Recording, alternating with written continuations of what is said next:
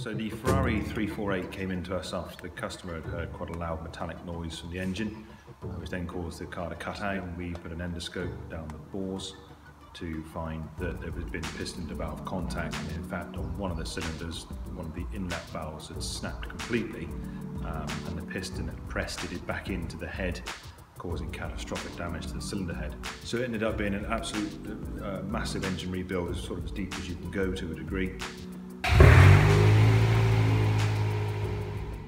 Gary, the technician that's doing the work with the Ferrari, very experienced, done a lot of Ferraris in his time.